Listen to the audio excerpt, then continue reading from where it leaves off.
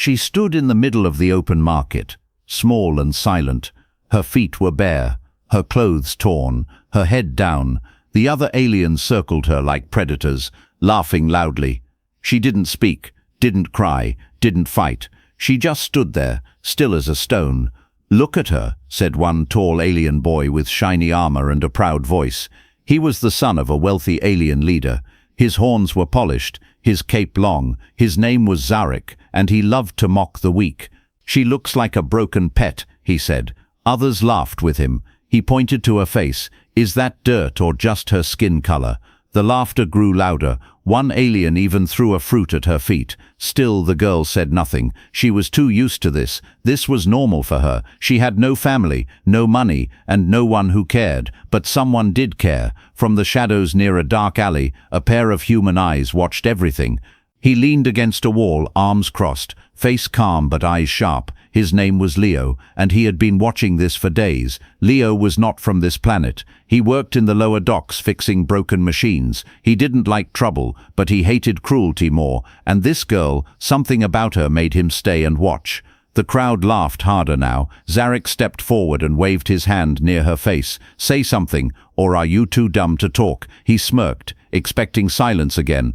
But the girl looked up this time. Just for a second, her eyes met Zarek's, and then they moved past him. They locked onto something behind him. Zarek frowned and turned slightly. He saw nothing, just the alley, but he didn't notice the human hidden in the shadows. Leo had moved closer, just a step, but he didn't speak, not yet. Zarek turned back and shook his head. "Even your eyes are strange," he said. "You don't belong here." He raised a hand like he might push her, but stopped just short of touching her. The girl didn't flinch. She just looked at him with tired eyes. It made Zarek angry. He wanted a reaction, but she wouldn't give him that. "Let's leave this trash," Zarek said, turning away. The others followed him, still laughing. One kicked us toward her as they passed. Soon the market square was empty again. She stood alone once more. The small alien girl lowered her head again. But then she heard soft footsteps. Slow, careful, not loud like the bullies. She looked to her side. There he was, the human, tall, rough clothes, old boots. But his eyes were kind. Leo didn't speak at first. He just stood near her, not too close. Then he reached into his coat and pulled out a small food bar. He placed it on the stone wall next to her. "I saw everything," he said in a low voice. The girl didn't answer. She only looked at the food bar, then back at him. "I've seen it more than once," he added. "Do they always treat you like that?" Still, she said nothing. He gave a small smile, not forced, just real. "You don't have to talk," he said, "but if you're ever tired of standing alone," he looked down the alley, "I'll be around." With that, he turned and walked away, not asking anything from her, not waiting for thanks. The girl looked at the food bar. She didn't take it right away. She just stared at it for a while, then slowly picked it up. That night, she didn't go hungry, and for the first time in a long while, someone had seen her, someone had spoken kindly, and far away, in a rich home, Zarek sat on his bed, still laughing about what he did today. He didn't know, he had been watched, and next time, things might not go his way. She didn't expect to see him again. The food bar wrapper still rested in her pocket, folded neatly like a treasure. Her hands touched it sometimes when she felt alone, which was almost all the time. The next day, she sat quietly near the old power station, hiding behind pipes. She liked the warmth there and the silence. No one came here, except he did. She noticed the sound of boots before she saw him. She held her breath, ready to run, but then she saw his face. Calm, dusty, and familiar. It was the human again, the one who didn't laugh, the one who gave her food. She stayed still, unsure what to do. Leo saw her but didn't come closer.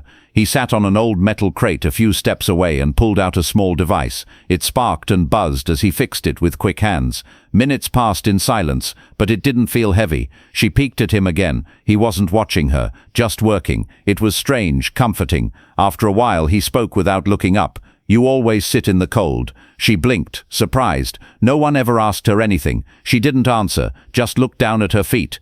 "I come here when I want to think," Leo added. Voice soft. "This station hums like an old song." He smiled to himself, like remembering something far away. The girl didn't understand him fully, but his voice was calm, not sharp like others. She liked it. She watched his hands work, fast and skilled. Machines listened to him, wires obeyed. She had never seen fingers move like that. Quick, smart, gentle. He made something broken glow again. Leo finally looked at her. I didn't get your name yesterday. She looked away, silent again. He nodded like he expected that. It's okay, he said. I'm Leo. He pointed at himself and repeated, Leo. She looked at him slowly. Then, after a long pause, she whispered something. It was so soft, even the air had to lean in to hear it. Sorry, she said. Leo's eyes lit up a little. He nodded. Sorry. He didn't say it like it was strange or funny. He just said it like it was something good.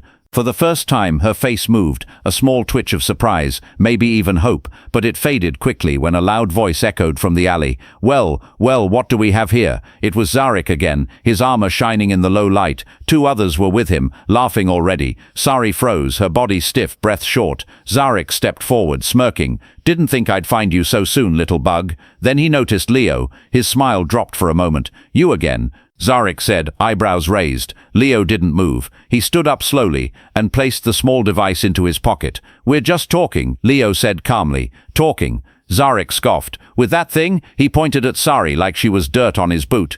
Leo's eyes narrowed just slightly. She has a name, he said. She's not a thing. One of Zarek's friends laughed. Oh look, the human's gone soft. Sari shook slightly, eyes wide. Leo noticed and took a step forward, placing himself between her and them. His voice was quiet but firm. Why don't you leave us alone? Zarek stepped closer, his smile growing cruel. Or what? You'll fight me. Leo didn't answer. He just stood there, tall and unafraid. Something about him made the other two pause. Maybe it was his calm. Maybe it was the silence behind his stare. Zarek hesitated, then snorted. Enjoy your time with trash, he said, turning away.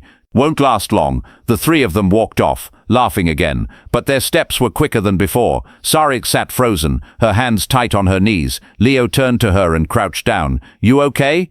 She didn't answer, but this time she didn't run. She just stayed there beside him, eyes low but calm. She had never had someone stand between her and danger. Never, not once. Now she wasn't alone, and the one who mocked her had finally seen the human watching her back. And next time, he wouldn't walk away so easily. The next time they met, there were no words, only the sound of skin hitting metal. A fist had slammed into the wall just inches from Leo's head, but he didn't move, not even a blink. He looked into Zarek's glowing eyes and said nothing. That silence was louder than any threat. It happened inside the station's lower loading bay. Sari had gone there to find discarded parts, things others called trash, but she turned into small toys. She loved fixing broken things, maybe because she felt broken too. But she wasn't alone anymore. Leo often followed quietly, never close enough to scare her, just near enough to help if things went bad. And this time, things went bad, fast. Zarek had been waiting. He knew she would come there. He knew the human would follow. But this time, he brought a few others too. Strong ones, tall, armored, angry-looking. You think she's worth protecting? Zarek had said with a smile. She's garbage. Everyone knows it. Leo hadn't replied. He just stood there with quiet eyes. His coat was old, boots dusty, but his stance unshakable. Zarek had thrown the first punch, not at Leo's face, but at the wall beside him, to scare him, to test him. But Leo didn't flinch. That's when the others got nervous. They looked at each other, unsure. This human wasn't backing down. Zari stood behind a crate, heart pounding. She wanted to scream, to run, to vanish, but she couldn't move. Leo finally spoke. If you want to fight, he said quietly,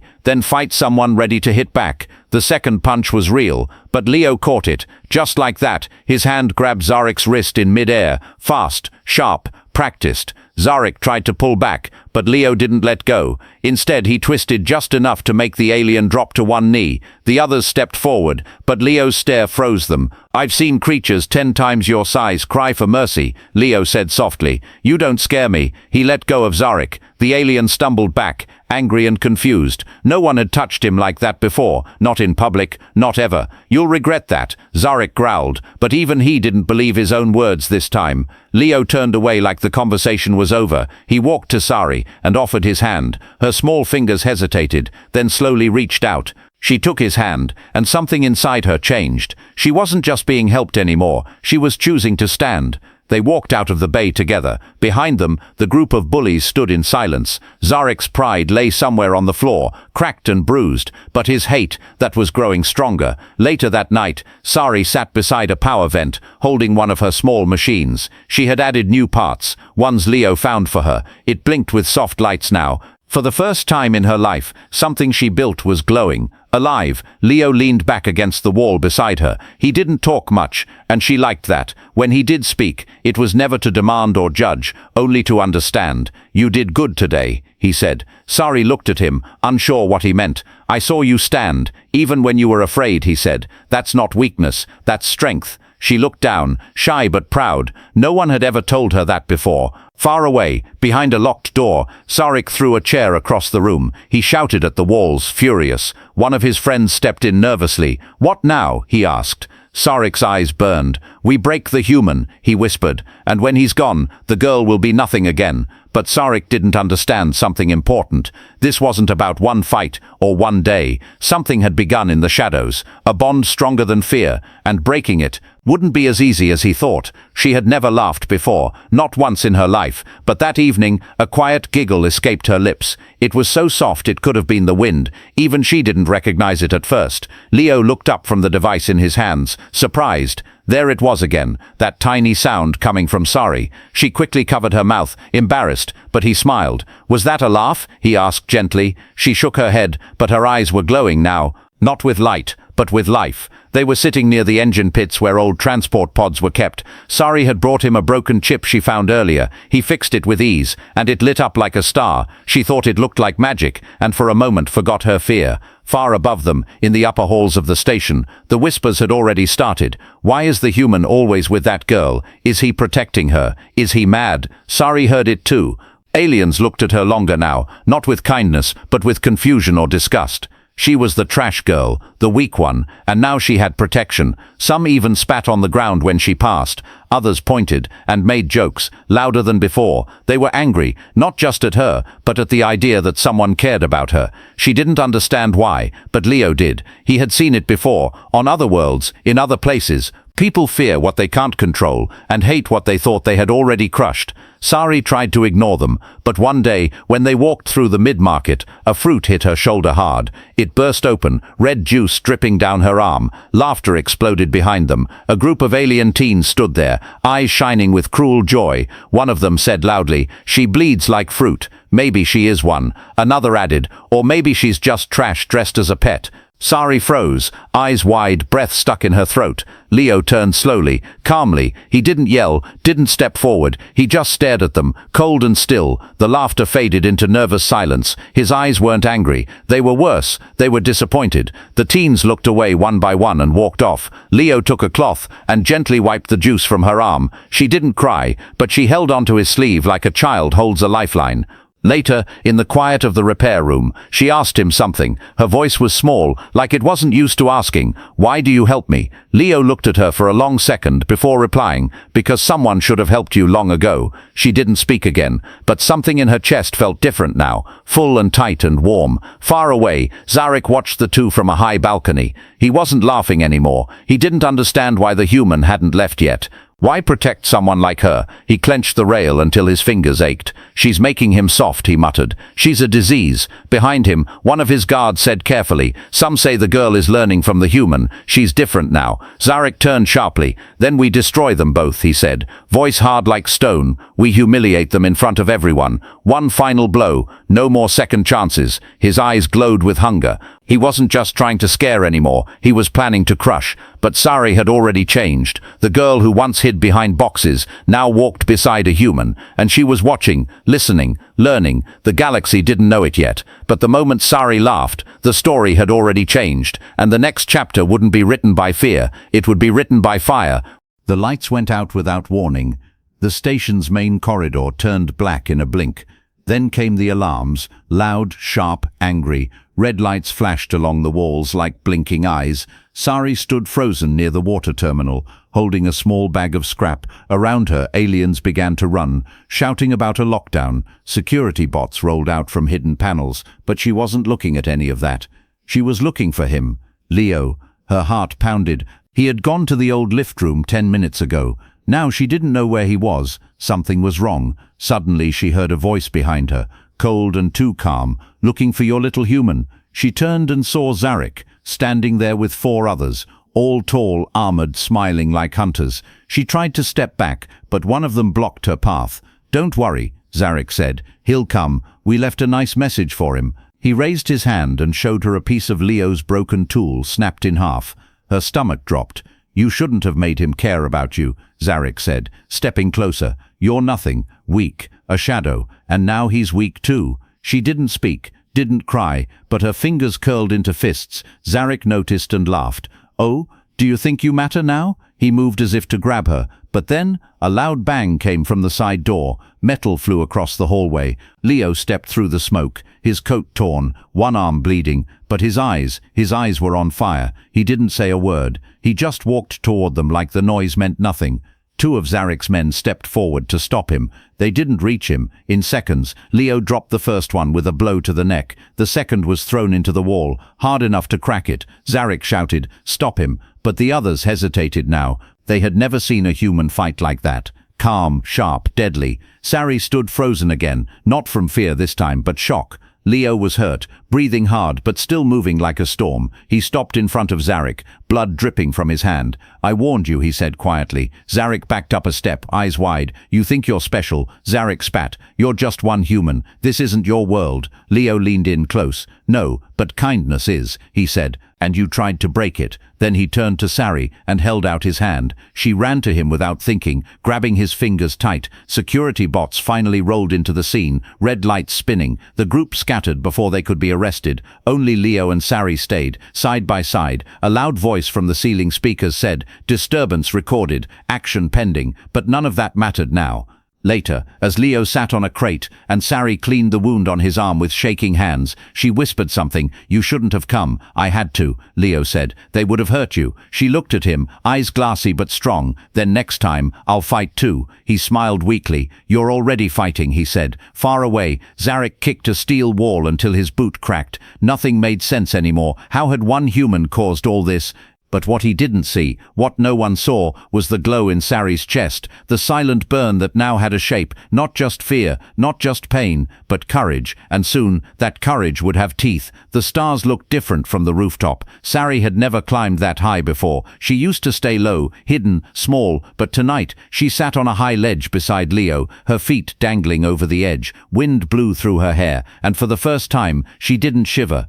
Below them the station lights flickered like fireflies. Above them the stars didn't laugh, didn't judge, didn't mock. They just watched, silent and far. Leo handed her a hot drink in a small metal cup. She held it carefully, like it might vanish if she squeezed too hard. They didn't talk much. They just sat there, quiet, together. But inside her, things had changed. Sari had started walking with her head up. She looked people in the eyes now, at least for a moment.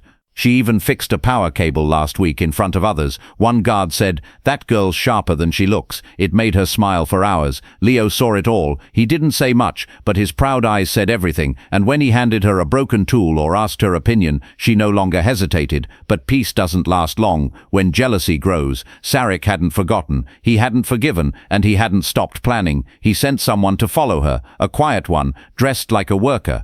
Sari noticed the shadow 3 days ago. At first she said nothing, but then she told Leo, and everything changed again. He didn't tell her to hide. He didn't tell her to run. He told her to get ready. They started training at night in old cargo rooms, empty tunnels, quiet places where no one cared. Leo showed her how to balance, how to move, how to breathe. She wasn't strong, but she was quick, and she learned fast. Her hands, once too soft to hold anything, now gripped tightly. Her steps, once light from fear, now moved with purpose. And one night, when Leo threw a light punch, she blocked it, flipped him over her shoulder. He landed hard on his back, staring up at her in shock. Sari's eyes went wide, afraid she hurt him. But then Leo burst out laughing, real and loud. She started laughing too. It didn't last. The next day the trap was set. Sari was walking back from the mechanic bay when the hallway lights blinked.